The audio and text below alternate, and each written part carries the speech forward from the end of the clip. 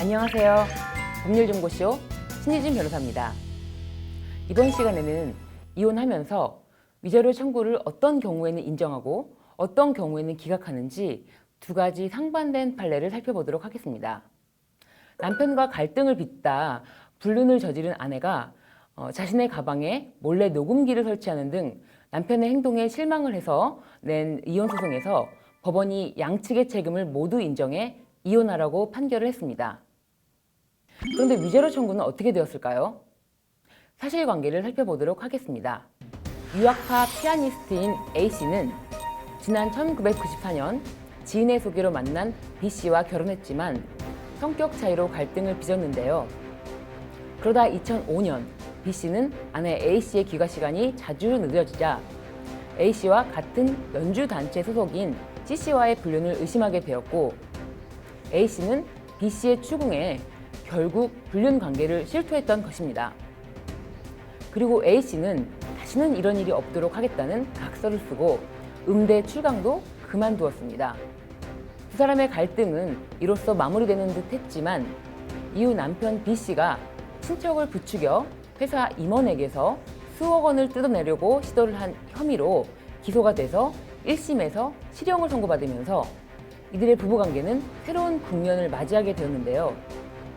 남편 B씨가 집행유예로 감형이 되어서 석방되긴 했지만 A씨가 B씨에게서 크게 실망하였기 때문입니다. 얼마 뒤 아내 A씨는 B씨에게 이혼을 하자고 말했는데 그러자 남편 B씨는 이번에는 아내와 D씨와의 불륜을 의심하였습니다. 남편 B씨는 A씨 몰래 A씨의 가방 밑부분을 뜯어내고 녹음기를 달고 A씨의 피아노 교습소에도 녹음기를 설치했습니다. 녹음기에는 A씨와 D씨의 불륜 관계를 암시하는 말들이 그대로 담겨 있는데요. 이렇게 녹음을 하는 것은 불법 도청입니다. 남편의 녹음기 설치 사실을 알게 된 A씨는 B씨를 상대로 이혼 소송을 낸 것입니다. 그런데 법원에서 A씨와 B씨는 서로 상대방에게 이혼의 책임이 있다면서 위자료 청구를 하였는데요. 법원은 과연 누구의 위자료를 받아주었을까요? 서울고등법원 가사부는 아내와 남편 모두의 위자료를 기각하는 판결을 내렸습니다. 재판부는 남편 B씨는 자기중심적인 사고와 행동으로 A씨와 소통하지 못한 채 계속 A씨를 힘들게 했다며 공갈미수 사건으로 A씨에게 인간적인 실망감까지 주는 등 계속 쌓인 잘못이 있다고 하였고 이어 아내 A씨에게도 남편을 이해하려는 노력이 다소 부족했고 혼인 기간에 C, D씨와 부정행위를 저지르는 등 배신을 함으로써 둘 사이 회복 불가능하게 이끌었다며 혼인 관계의 파탄은 쌍방의 잘못이 같다고 설명했습니다. 법원이 외도한 배우자에게 위자료를 인정하지 않은 이례적인 판결이기도 하지만 불법 도청을 하면서 배우자의 외도 증거를 수집하려고 한 배우자가 혼인기간 내내 상대방과 소통을 하지 않고 자기 중심적인 사고방식을 배우자에게 강요했다는 점을 인정할 만한 사유가 있었기 때문에 위자료를 기각하였다고 보여집니다. 그렇다면 이혼에 따른 위자료는 어떤 경우에 받을 수 있으며 거액을 받는 경우는 어떤 경우인가 하는 의문을 가질 수 있는데요. 다음 사건을 살펴보도록 하겠습니다. K씨는 22살이던 1964년 중매로 만난 M씨와 결혼을 해 슬하에 5남매를 뒀습니다. 그런데 평소 남편은 아내에게 폭언을 일삼았을 뿐만 아니라 아내의 머리채를 잡아 흔들고 물을 끼얹는 등 폭행도 서슴지 않았는데요. 남편의 횡포는 여기서 끝나지 않았습니다. 남편 M씨는 둘째 아들의 장모인 L씨와 부적절한 관계를 가지기도 했던 것입니다. M씨는 2012년 7월 L씨와 함께 고속도로 휴게소에서 함께 있는 모습을 장남에게 들키자 장남 가족에게 폭언과 막말을 했고 급기야 법원에서 아들 가족에게 접근하지 말라는 결정을 받기도 했습니다. M씨는 같은 해 8월에는 L씨와 함께 경기도의 한 모텔에 들어갔다가 딸에게 들켰고 M씨는 딸에게도 폭언을 했습니다. 이 사실을 알게 된 아내 K씨가 M씨에게 사과를 요구했지만 M씨는 모든 사태의 원인이 아내 탓이다 이렇게 돌리면서 오히려 이혼을 요구했던 것입니다. 더 이상 결혼 생활을 유지할 수 없다고 생각한 아내 K씨는 집을 나가서 2012년 9월 이혼 소송을 제기하였습니다. 서울고등법원 가사부 재판장은 최근 두 사람이 이혼하라면서 남편은 아내에게 거액의 위자료를 물어주라고 판결을 하였는데요. 인정된 위자료 금액은 자그마치 5천만 원이었습니다. 외도로 인한 혼인 파탄 위자료로 5천만 원이 인정된 것은 대단히 큰 금액입니다. 외도로 인한 혼인 파탄에 대한 위자료는 500만 원가량부터 최대 3천만 원가량까지 인정되기 때문입니다.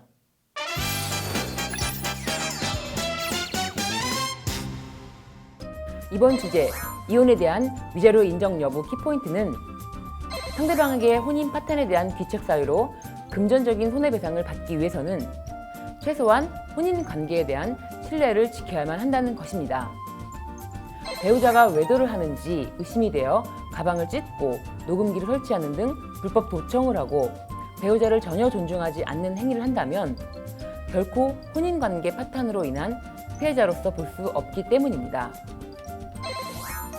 법률혼 관계에 있는 사람은 배우자가 아닌 다른 사람과 부정행위를 하는지에 대한 판단은 꼭 성행위에 이르지 않더라도 다양한 방법으로 인정됩니다. 법률혼을 해소하기 전에는 부부간의 신뢰를 저버리는 행위를 하지 않도록 해야 할 것입니다. 지금까지 법률정보쇼 신유진 변호사였습니다. 감사합니다.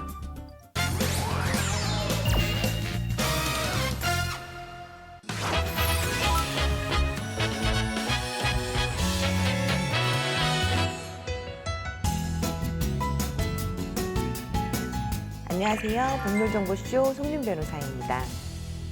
이번 시간은 개정 상가건물 임대차 보호법, 특히 권리금 회수기의 방해 손해배상 청구 조항이 실제 적용돼서 승소했던 판례와 이에 관련된 주요 쟁점에 대해 소개해 드리려고 합니다. 상가건물 임대차 보호법 제10조에 사는 임대인은 임대차 기간이 끝나기 6개월 전부터 임대차 종료 시까지 다음 각호 어느 하나에 해당하는 행위람으로써 권리금 계약에 따라 임차인이 주선한 신규 임차인 되려는 자로부터 권리금 지급받는 것을 방해해서는 안 된다. 그리고 이에 해당하는 행위를 다음과 같이 규정하고 있는데요. 임차인이 주선한 신규 임차인이 되려는 자에게 권리금을 요구하거나 임차인이 주선한 신규 임차인이 되려는 자로부터 권리금을 수수하는 행위. 두 번째, 임차인이 주선한 신규 임차인이 되려는 자로 하여금 임차인에게 권리금을 지급하지 못하게 하는 행위. 세 번째, 임차인이 주선한 신규 임차인이 되려는 자에게 상가 건물에 관한 조세 공과금, 주변 상가 건물의 차임 보증금, 그 밖의 부담에 따른 금액에 비춰서 현저히 고액의 차임과 보증금을 요구하는 행위. 마지막으로 그 밖에 정당한 사유 없이 임대인이 임차인이 주선한 신규 임차인이 되려는 자와 임대차 계약 체결을 거절하는 행위를 규정하고 있습니다. 해당 조항과 관련해서 다양한 쟁점들이 있는데요. 첫 번째는 바로 권리금 회수기의 보호 규정의 적용 시기입니다. 권리금 회수기의 보호 조항이 시행됐던 것은 2015년 5월 13일로 당시 존속 중인 임대차 계약에도 당연히 적용이 되고 있고요. 두 번째는 갱신 요구권이 없는 5년이 경과된 임대차에도 적용이 되나요? 라는 질문이 많습니다. 네, 가능합니다. 다만 5년 초과의 경우에는 신의칙상 임대인의 책임을 제한한다는 고등법원의 판례가 있으니 주의하셔야 합니다. 손해배상은 얼마나 받을 수 있나요? 라는 질문이 많은데요. 신규 임차인에게 지급받기로 했던 권리금액과 임대차 종료 당시 권리금을 감정평가에서 나온 금액 중 낮은 금액에 대해서 받으실 수 있습니다. 감정평가를 대비해서 전 임차인에게 지급한 권리금 지급 내역이라든가 인테리어, 설비 지출 내역, 또 매출자료, 주변 동종상권의 권리금 시세, 또 권리금을 지급하겠다는 신규 임차인과의 녹음 파일 등을 준비해 두시는 것이 좋습니다. 네 번째, 기존 임차인에게 권리금을 주지 않았어도 임대인에게 손해배상 청구가 가능한가요? 라는 질문이 있는데요. 네, 당연히 받을 수가 있습니다. 권리금은 영업시설, 비품, 거래처, 신용, 영업상의 노하우, 또 위치에 따른 영업상의 이점 등의 유무형의 재산적 가치에 대한 대가이기 때문에요.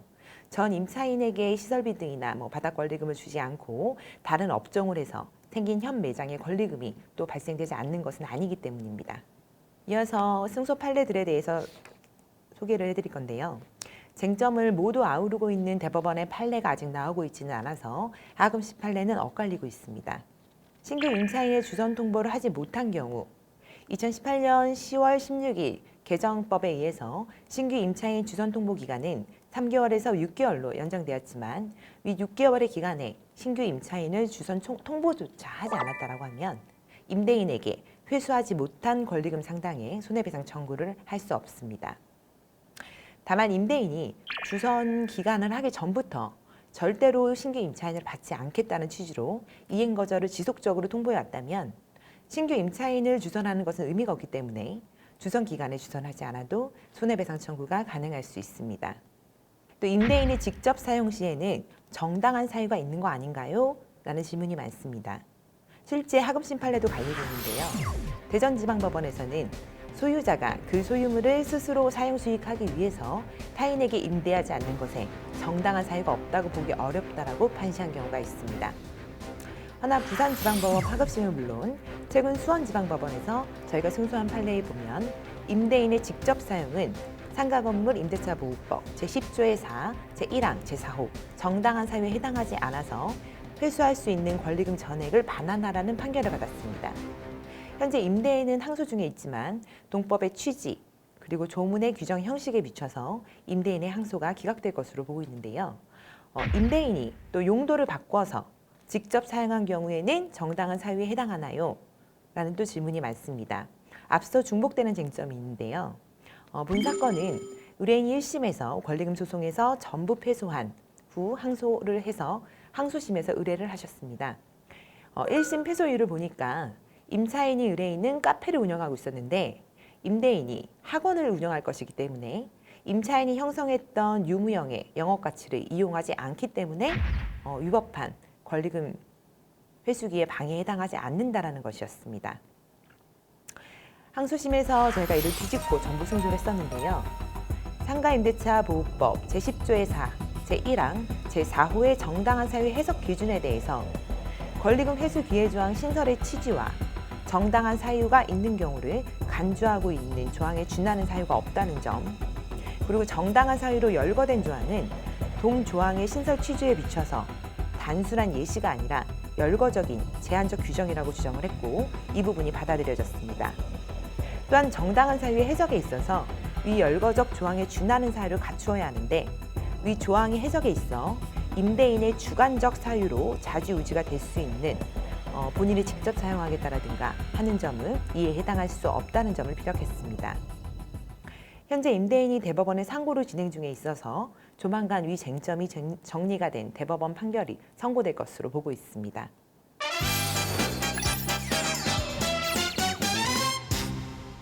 이번 주제 권리금 회수기해 방해 손해배상 청구 소송의 키포인트는요.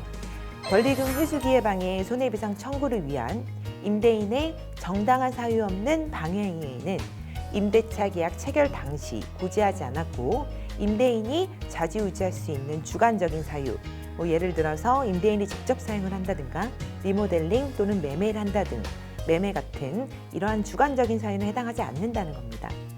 이와 같이 임대차 계약 체결 당시 아무런 고지도 하지 않은 경우를 계약 체결 거절의 정당한 사유라고 인정해버린다면 임대차 계약 체결 시 만약 고지를 받았더라면 현 임차인도 전 임차인에게 권리 금액을 조정할 수가 있었고 인테리어 비용을 얼마나 들일지 또 이 임대차 계약을 체결할지 여부를 숙고했을 텐데 임대차 계약 체결 당시에는 전혀 고지하지 않다가 계약 종료 시에 와서 이를 이유로 권리금을 회수하지 못하도록 한다는 것은 임차인의 선택권을 침해하고 불측의 손해를 입힐 것이 자명하기 때문입니다. 또한 주선 기간에 적법한 형식으로 주선을 통보하는 것도 주의하셔야 합니다. 지금까지 법률정보쇼 송윤 변호사였습니다. 감사합니다.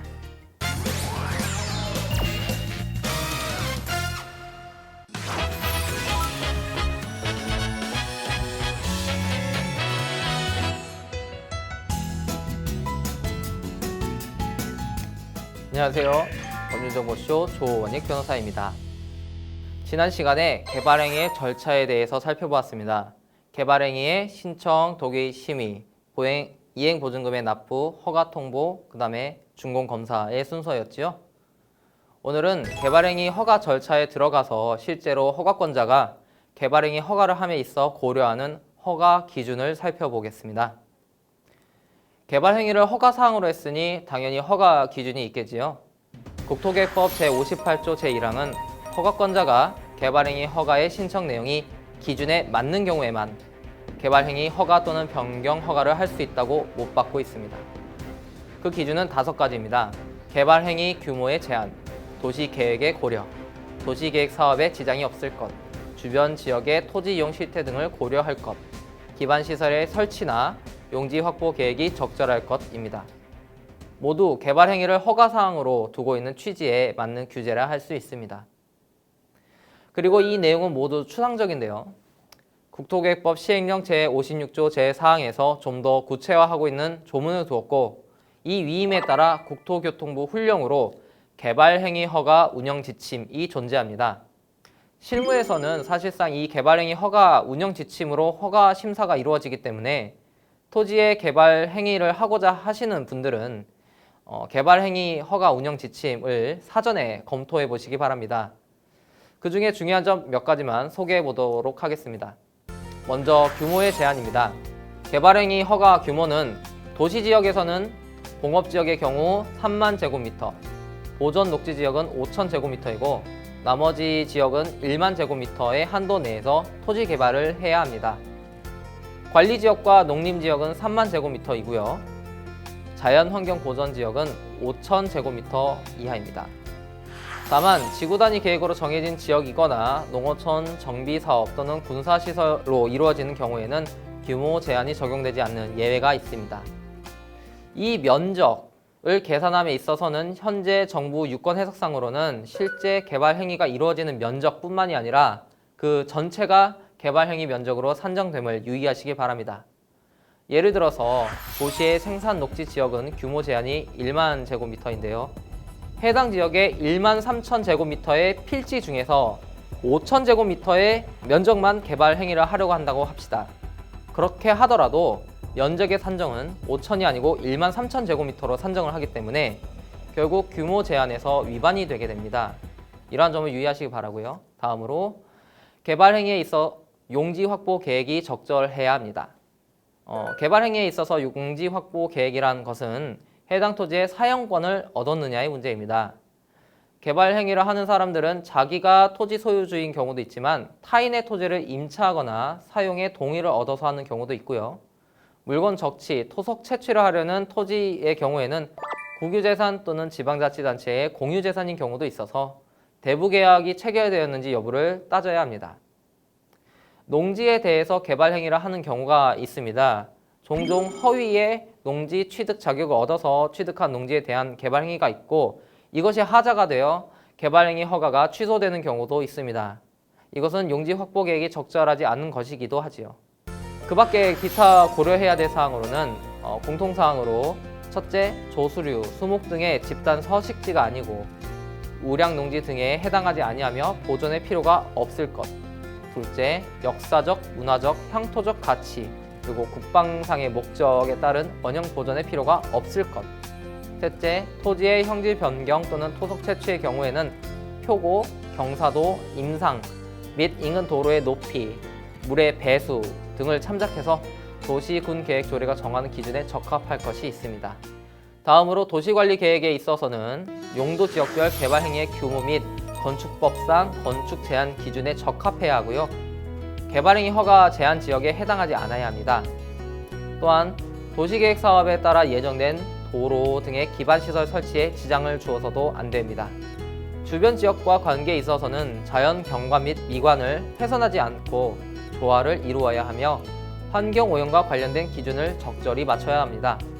그런데 이런 항목은 행정청의 재량에 달려있는 문제이기 때문에 허가 기준이 재량에 따라 달라질 수 있는 부분이라서 관할하는 행정청의 사전 질의를 거쳐보시는 것이 좋겠습니다.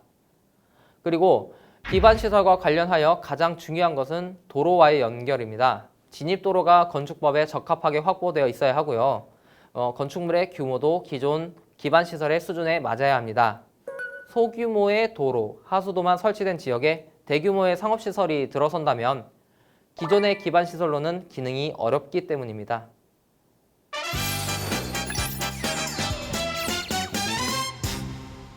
지금까지 개발 행위 허가 기준에 대해 살펴보았는데요. 오늘의 키포인트는 첫째, 개발 행위는 허가 기준에 맞지 않으면 허가되지 않는다. 둘째, 허가 기준에는 용도 지역별 규모 제한, 도시 계획상의 고려, 도시계획 사업의 고려, 주변 토지 이용 실태와 조화를 이룰 것, 용지 확보 계획이 적절할 것 등이 있습니다. 셋째, 주변의 토지 이용 실태와 관련하여 관할 행정청의 사전 질의를 거쳐보는 것이 좋다입니다. 지금까지 국토계획법의 핵심적 개념을 여러 시간에 걸쳐서 진행했습니다. 지금까지 법률정보쇼 조원익 변호사였습니다. 감사합니다.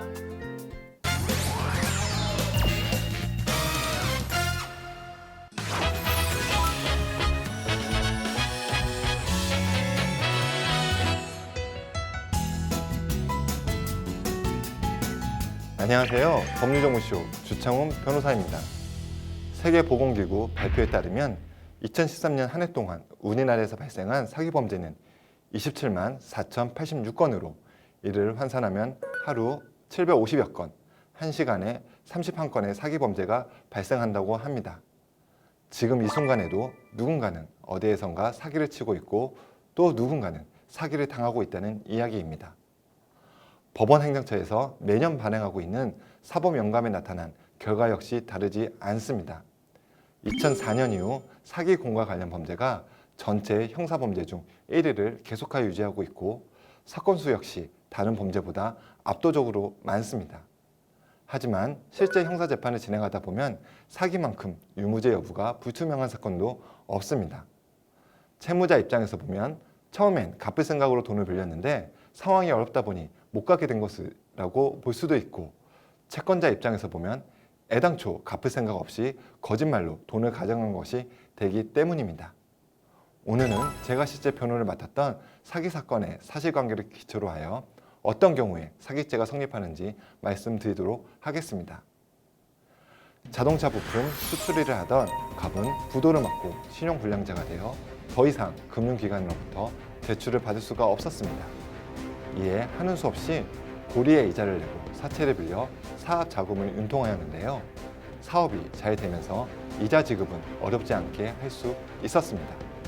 연말을 맞아 고향 친구들을 만난 자리에서 갑은 을로부터 최근 목돈이 생겼는데 마땅히 투자할 곳이 없다는 이야기를 듣게 되었습니다.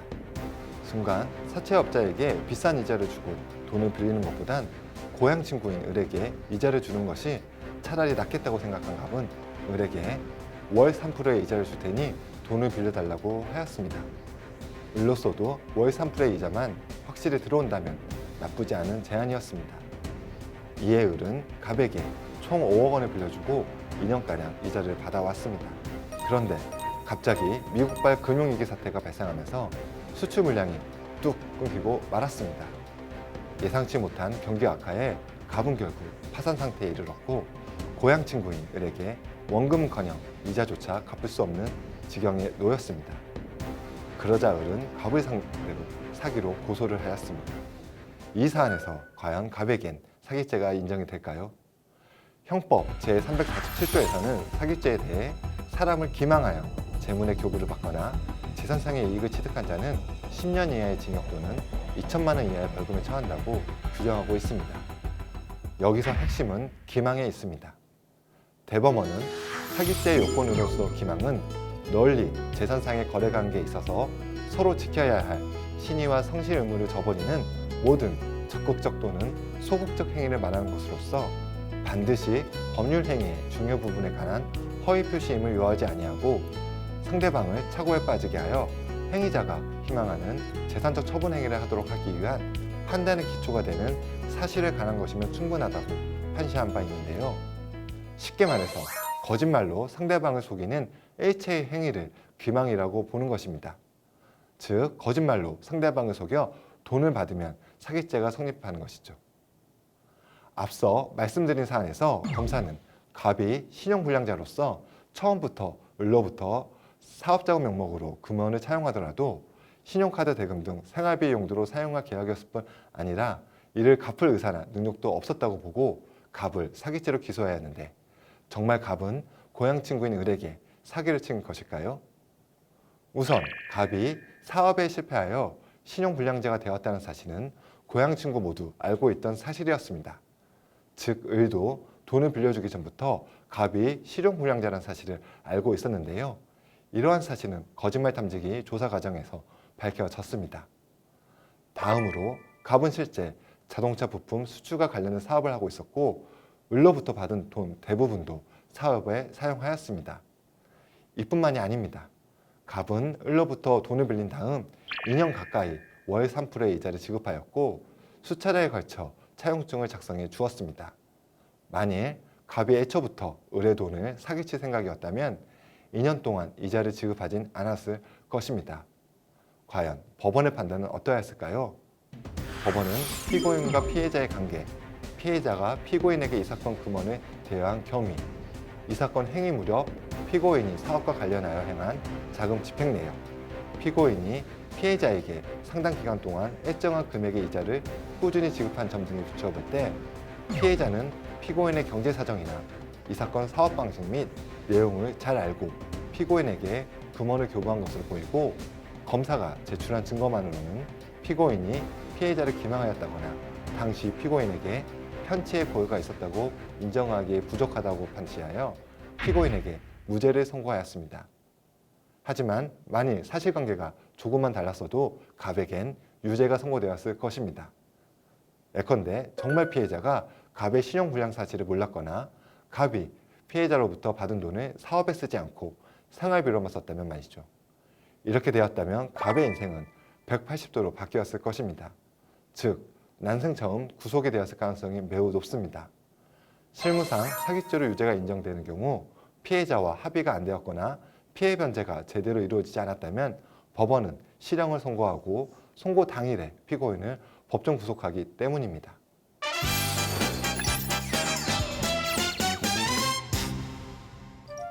이번 주제의 키포인트는 사기죄가 성립하기 위해서는 단순히 돈을 안 갚았다는 사정만으로는 부족하고 채무자의 기망사실, 즉 채무자가 거짓말로 돈을 빌린 사실이 인정되어야 한다는 것입니다. 나아가 여기서 기망이라 함은 적극적으로 거짓말을 하는 행위뿐 아니라 부작위에 의한 기망, 즉 법률상 고지 의무 있는 자가 일정한 사실에 관하여 상대방이 착오에 빠져 있음을 알면서도 고지하지 아니한 경우도 포함된다는 것입니다. 따라서 사기죄로 고소를 하거나 고소를 당하였다면 돈을 빌릴 당시 상황을 최대한 구체화하고 관련 증거를 미리 준비하여 채권자 입장에서는 법률상 기망에 해당함을 밝혀야 하고 채무자 입장에서는 기망한 사실이 없음을, 다시 말해 거짓말한 사실이 없음을 밝혀야 합니다. 이상 사기와 관련하여 말씀드렸습니다. 지금까지 법률정보쇼 주창훈 변호사였습니다. 감사합니다.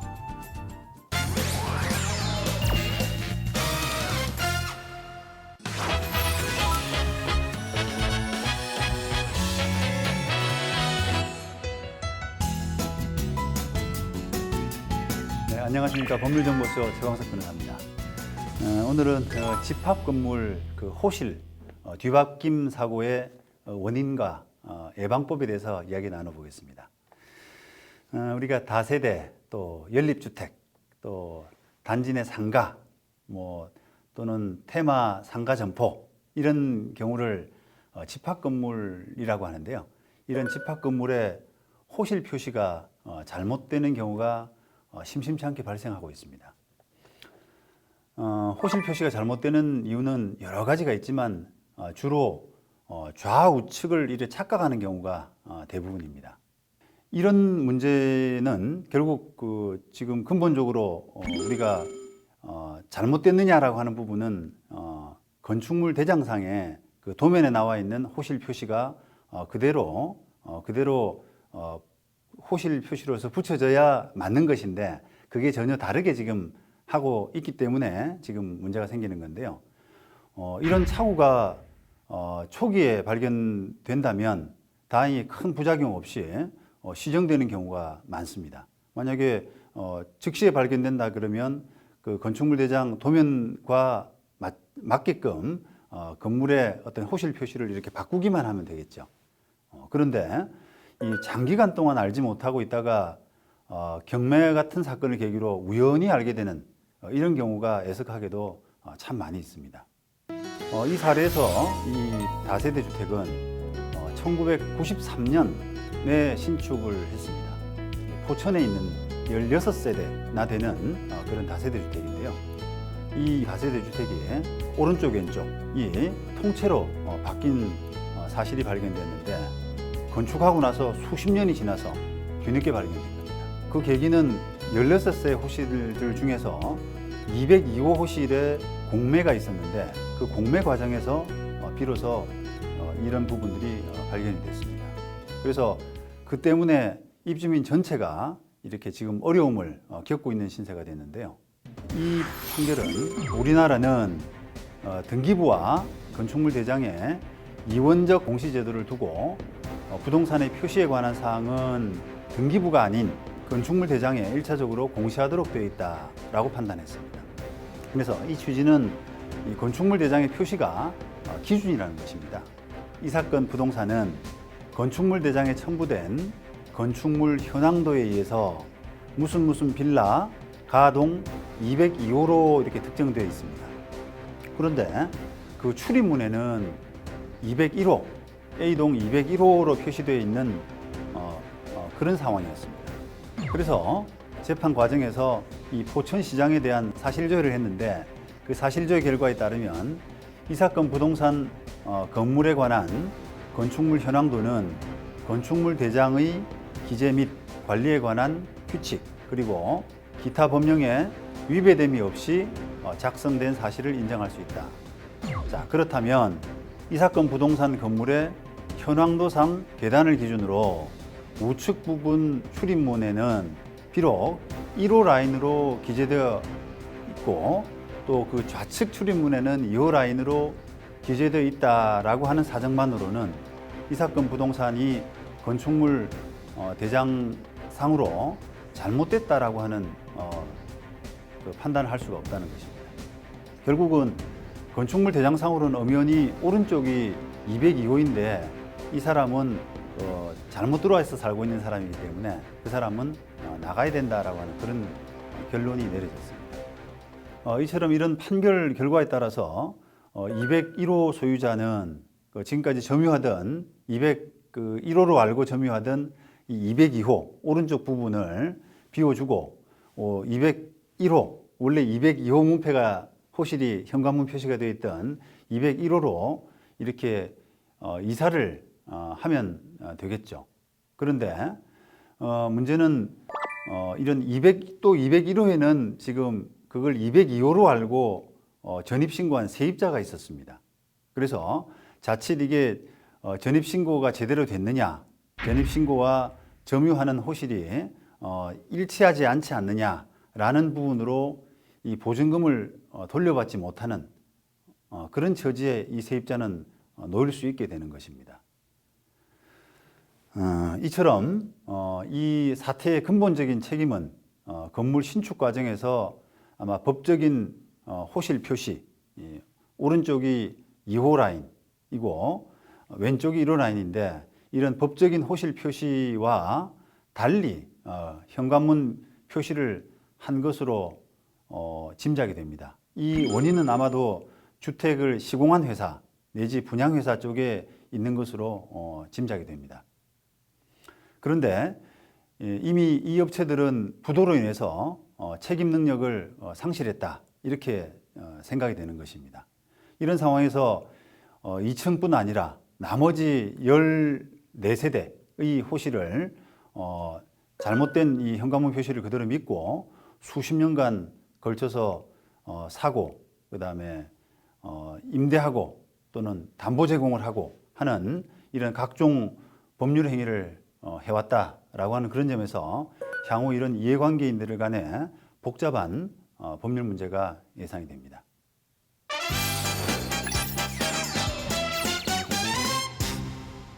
이번 주제 집합건물 호실 뒤바뀜 사고의 원인과 예방법이라고 하는 이 주제의 키포인트는 이런 집합건물 호실 뒤바뀜 사고를 예방하기 위해서는 과연 거래하는 호실이 정확한지 여부를 그 현관문 표시에만 의존할 것은 아니라는 것입니다.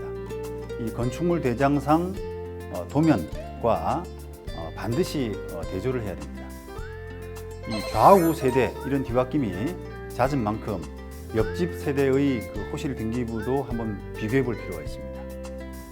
또 옆집과 그 면적이 유사할 경우에는 건축물 대장에 첨부된 이 건축물 현황도, 그리고 그 중에서도 이 평면도, 그다음에 단위 세대별 평면도, 이런 부분을 서로 확인 대조할 필요가 있습니다. 지금까지 법률정보쇼 최광석 변호사였습니다. 감사합니다.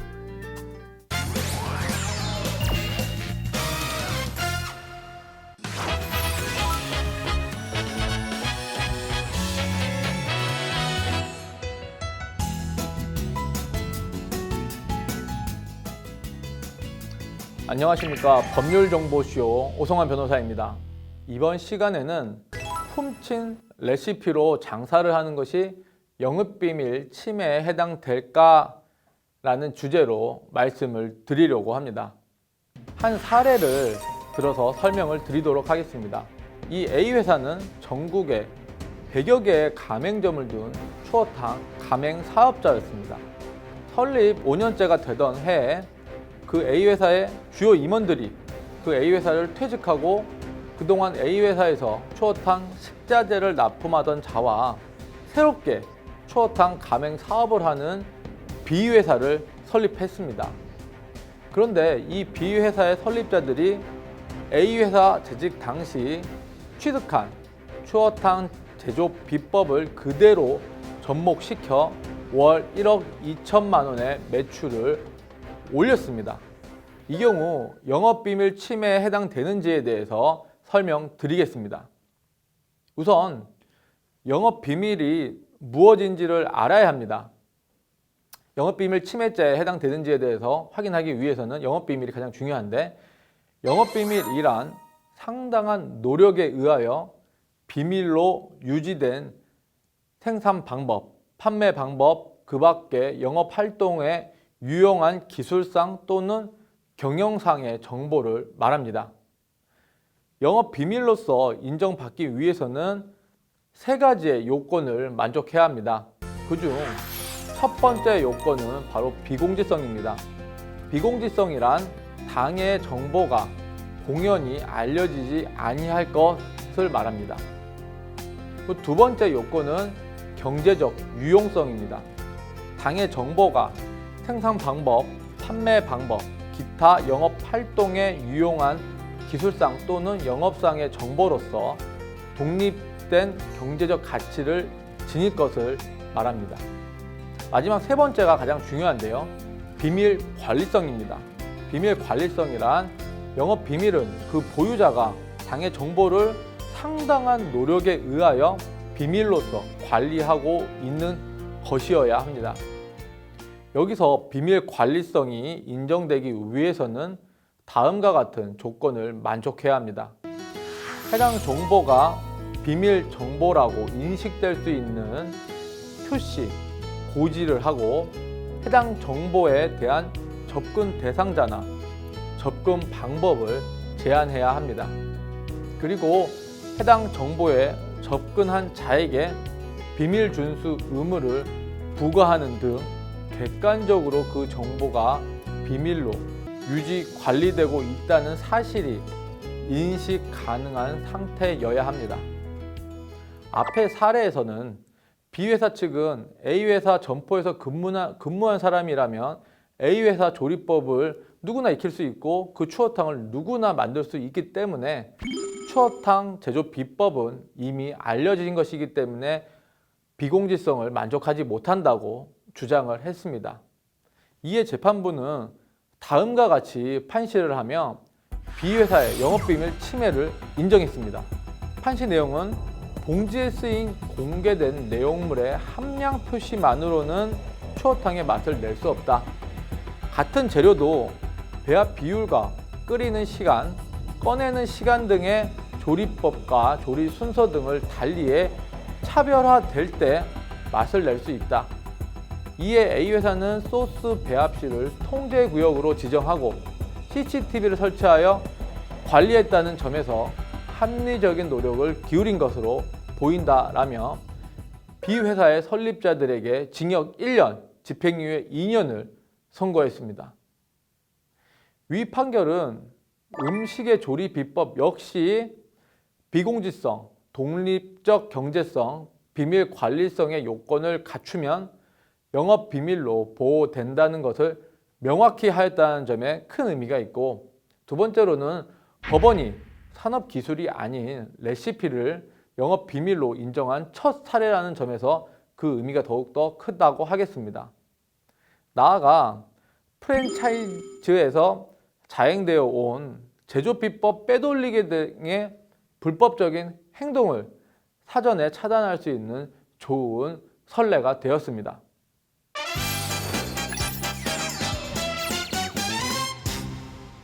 이번 훔친 레시피로 장사하는 것이 영업비밀 침해죄에 해당되는지에 대한 키포인트는 레시피의 영업비밀도 침해당한 경우에는 침해 행위에 대해서 금지 청구, 예방 청구를 할 수 있으며, 이 외에도 손해배상 소송 등 민사적 해결이 가능하고, 또 나아가 형사적 방법으로는 업무상 비밀 누설죄로 처벌이 가능하며 3년 이하의 징역, 금고 또는 10년 이하의 자격정지, 700만 원 이하의 벌금을 부과할 수 있습니다. 지금까지 법률정보쇼 오성환 변호사였습니다. 감사합니다.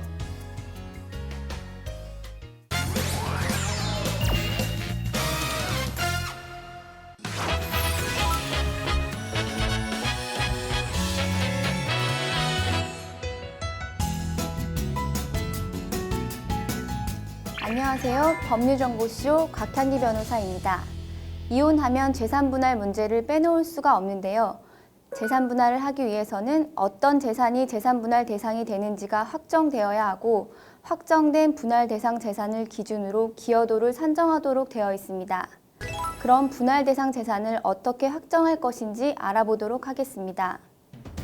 대법원은 민법 제839조에 의해 규정된 재산분할 제도는 혼인 중에 취득한 실질적인 공동재산을 청산 분배하는 것을 주된 목적으로 하는 것이므로, 부부가 이혼을 할 때 쌍방의 협력으로 이룩한 재산이 있는 한 법원으로서는 당사자의 청구에 의하여 그 재산의 형성에 기여한 정도 등 당사자 쌍방의 일체의 사정을 참작하여 분할의 액수와 방법을 정하여야 하는데, 이 경우 부부 일방의 특유재산은 원칙적으로 분할의 대상이 되지 아니하나 특유재산일지라도 다른 일방이 적극적으로 그 특유재산의 유지에 협력하여 그 감소를 방지하였거나 그 증식에 협력하였다고 인정되는 경우에는 분할의 대상이 될 수 있다라고 판시한 바 있습니다.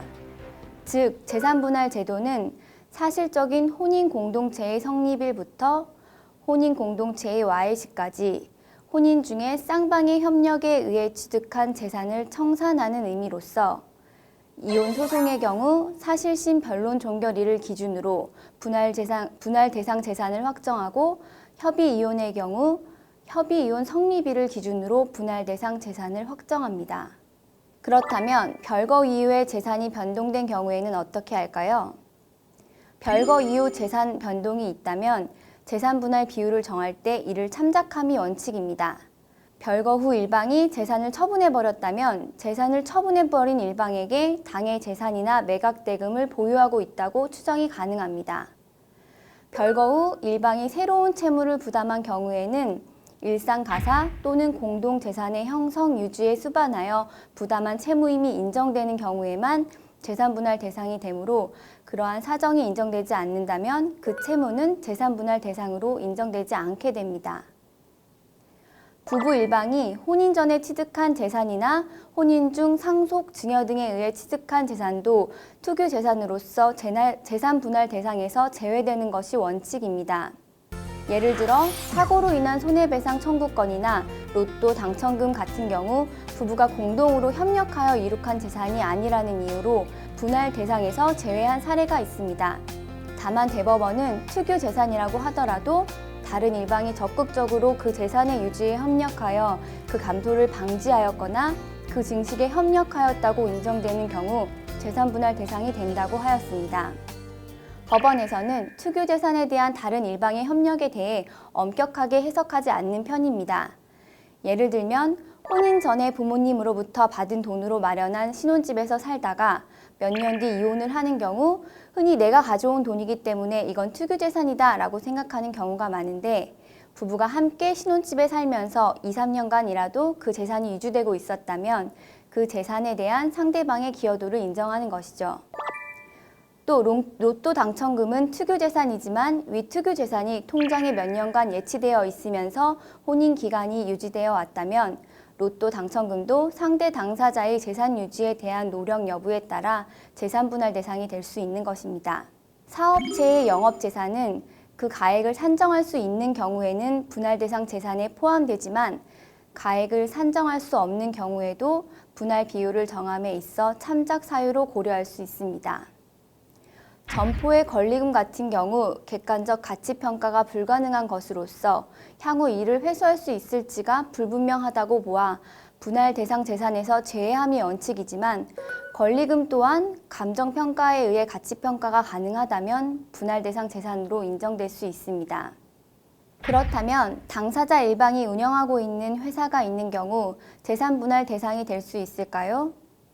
주식회사 등 법인은 개인과 다른 법인격체이기 때문에 원칙적으로 회사의 재산은 개인의 재산으로 포함되어 재산 분할 대상이 될 수 없습니다.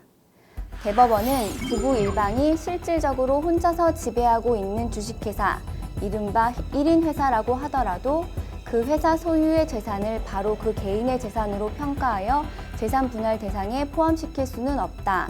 주식회사와 같은 기업의 재산은 다양한 자산 및 부채 등으로 구성되는 것으로서 그 회사의 재산에 대하여는 일반적으로 이를 종합적으로 평가한 후에야 1인 주주에게 개인적으로 기속되고 있는 재산 가치를 산정할 수 있을 것이다.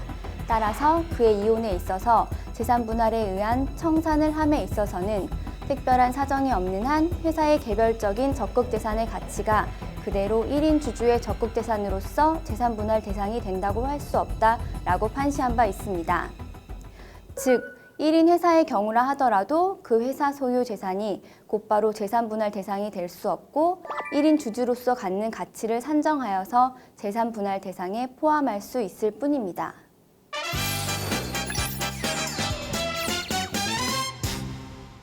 이번 주제 분할 대상 재산의 확정에 관한 키포인트는 혼인기간 중 쌍방의 협력에 의해 취득한 재산이 재산 분할 대상이 되고, 특유재산은 원칙적으로 재산 분할 대상에서 제외되지만, 특유재산이라고 하더라도 일방이 그 재산의 유지에 협력하여 감소를 방지하거나 증식에 협력하였다면 재산 분할 대상이 된다는 것입니다.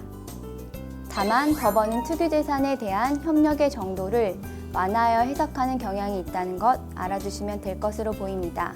지금까지 법률정보쇼 각향기 변호사였습니다. 감사합니다.